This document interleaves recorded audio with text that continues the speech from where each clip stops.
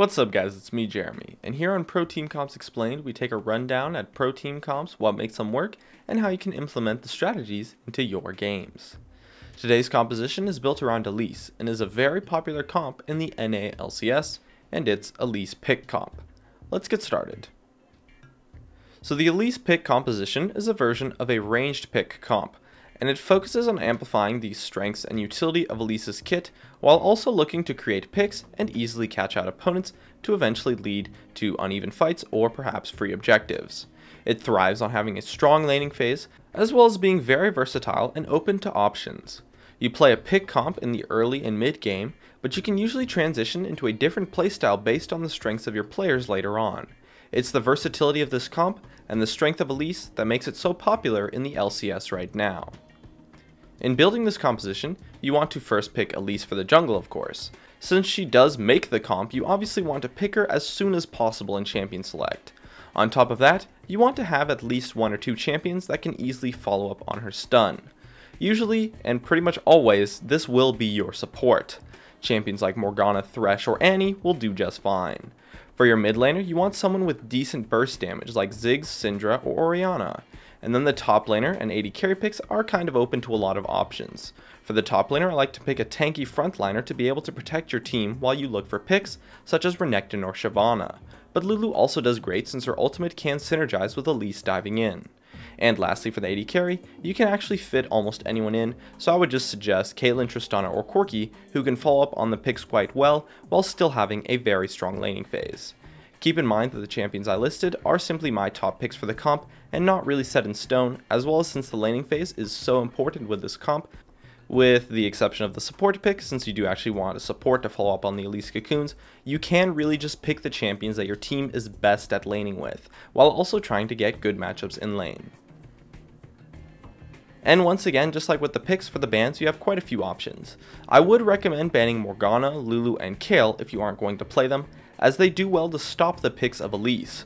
Or you could potentially ban Lee Sin, Evelynn, and an additional jungler if you're on blue side to ensure that your team is the only one that gets a top tier jungler, but that only works if you're on blue side because otherwise you can't be sure to get Elise.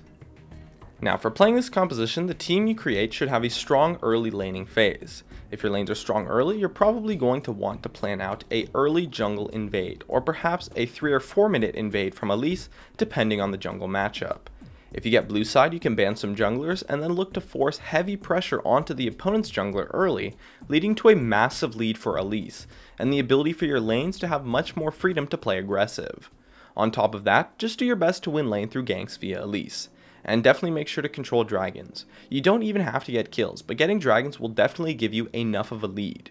Going into the teamfight phase, it can be difficult if your team is behind versus champions that peel well, because what can happen is that you can hit your CC onto a target, stun them out, and look for that pick, but then their team is able to save them because you don't kill them fast enough.